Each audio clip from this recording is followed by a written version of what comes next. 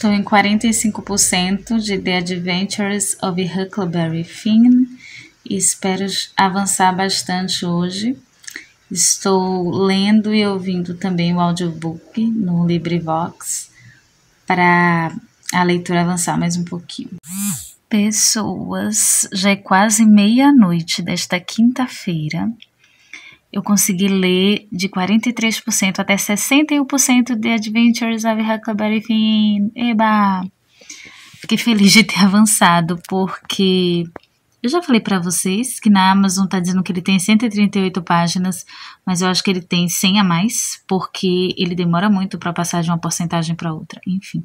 Oi, gente, tudo bem? Eu vim atualizar um pouquinho para vocês sobre a leitura de The Adventures of Huckleberry Finn, de Mark Twain.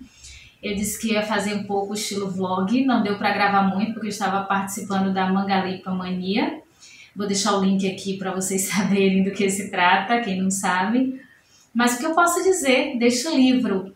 Gente, é um dos primeiros romances mais aclamados, assim, norte-americano.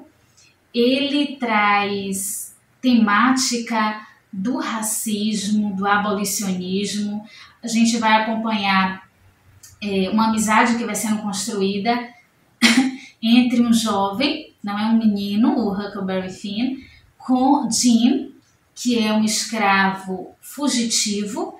Então é bem legal a gente perceber como o Jim ele almeja essa liberdade, como ele luta por ela, e como Huck Finn, como eles chamam na obra, ele está sob aquela sociedade que tem aqueles pensamentos racistas, mas ele ainda guarda em si certa inocência que vai fazer com que ele veja Jim como um ser humano, como outro qualquer, e não de uma forma objetificada.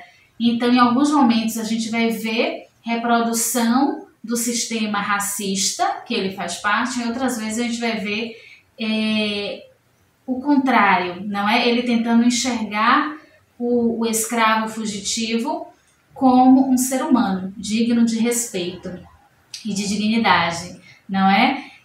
Tem várias partes engraçadas no livro, é uma obra feita para o público infanto-juvenil, então a gente percebe, é uma narrativa em primeira pessoa, então fica mais fácil de você se conectar com o protagonista.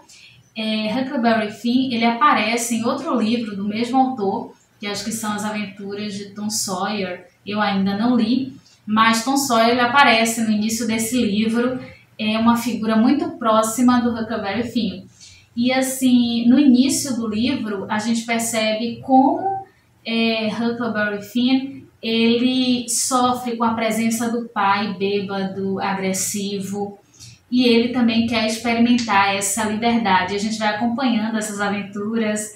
Eu gostei muito também, uma parte, acho que é no capítulo 13 ou 14, não tenho muita certeza do capítulo, gente, mas que eles vão dramatizar uma das tragédias de Shakespeare e é bem legal essa intertextualidade. Outra coisa que me chama muito a atenção, eu já li até 61%, a variante que é utilizada, não é? Que é utilizada, o autor ele já fala no início do livro que o vocabulário, a variante ali do inglês vai ser a variante utilizada em Missouri, não é? Então a gente tem ali aquele contato com Black English. Eu vou colocar algumas palavrinhas aqui para vocês verem como, por exemplo, Jim fala, e até Huckleberry Finn também utiliza algumas dessas palavras, e é interessante a gente ver como há outras formas de se dizer aquele inglês que a gente estuda, não é? Através dos livros que a gente estuda na escola, enfim. Então vale super a pena para a gente conhecer esse território, para a gente conhecer essa luta abolicionista dentro de uma narrativa infanto-juvenil.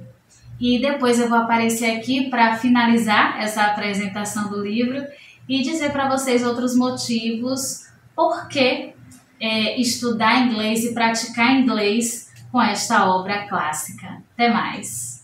Hi people! Então hoje eu vim finalizar esse mini vlog, o pequeno bate-papo sobre The Adventures of Huckleberry Finn, de Mark Twain. Esse livro, gente, foi publicado em 1884 e é considerado, como eu já disse, um grande clássico da literatura dos Estados Unidos da América. Mark Twain, ele nasceu em 1835 e morreu em 1910.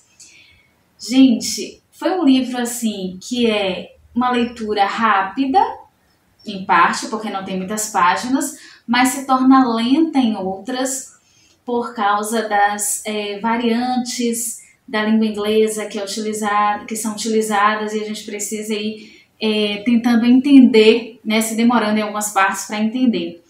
Mas é uma leitura riquíssima, certo? A gente sabe que nos Estados Unidos a escravidão ela foi abolida somente em 1863, mas nessa história a gente vai encontrar o escravo Jim, que vai fugir, porque ele ainda assim é escravo, e a gente vai ter aquele conhecimento um pouco de Missouri, nos Estados Unidos, e o autor ele já diz no início que o inglês que a gente vai ter contato ali na leitura é o inglês da comunidade negra de Missouri. Então a gente vai ter um inglês não padrão. Então é bem legal, acho que é bem enriquecedor para quem está também aprendendo a língua inglesa. É uma literatura que tem facilidade para atrair a atenção dos leitores, porque é um clássico infanto-juvenil, e você fica conhecendo um pouco da geografia, da história, da cultura dos Estados Unidos, mais precisamente ali ao redor do rio Mississippi, né, de Missouri, nos Estados Unidos, no século XIX, e antes de serem abolidos, não é, os negros. E, gente, coincidentemente, esse livro foi escolhido para o mês de junho, aqui no nosso projeto Lendo Clássicos em Inglês.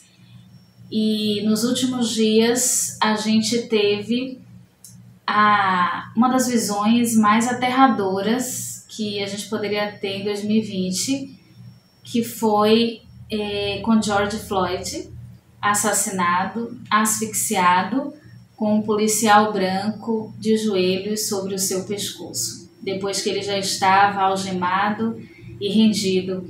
Isso gerou muitos protestos, manifestações nos Estados Unidos, e não somente lá, mas em todo o mundo, porque a indignação toma conta e a gente se questiona cada dia mais, em pleno século XXI, quando esse racismo estrutural, cotidiano, vai acabar.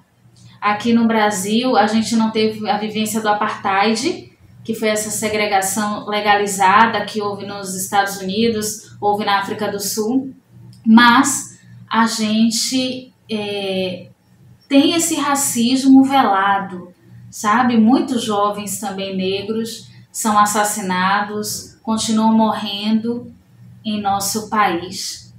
E não só essa morte física, mas uma morte emocional, uma morte psicológica, uma morte de oportunidades que toda a população periférica e negra experimenta, mesmo depois de muitos anos da abolição da escravatura.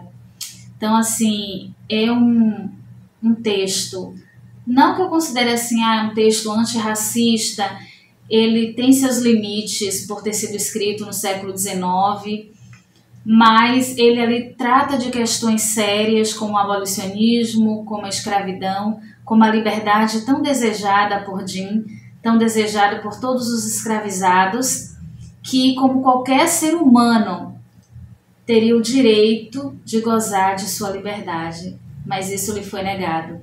Então, eu quero assim indicar essa leitura para que a gente reflita cada vez mais sobre também a escravidão, sobre o racismo, enquanto a gente aprende inglês, enquanto a gente aprende sobre essa cultura dos Estados Unidos do século XIX. E eu quero convidar você a ler comigo The Scarlet Letter, que é o novo romance desse projeto para junho. Então, venha ler comigo, The Scarlet Letter vai tratar de outra questão muito importante, que é a questão da culpa para a mulher, a questão da punição, das moralidades. Então, a leitura que eu estou super ansiosa para fazer. Tá bom, gente? Deixem aí nos comentários se você também já leu esta obra de Mark Twain, se você está lendo algum livro que trate sobre escravidão ou trate sobre racismo. Eu quero aqui indicar o Manual Antirracista, de Djamila Ribeiro, uma teórica, filósofa contemporânea, negra, que traz uma obra maravilhosa, para que você também leia e reflita cada vez mais sobre esse tema que é tão necessário e tão importante para ser debatido, tá bom? Deixe o seu like, se ainda não é inscrito no canal, se inscreva e a gente se vê no próximo vídeo. Bye, bye!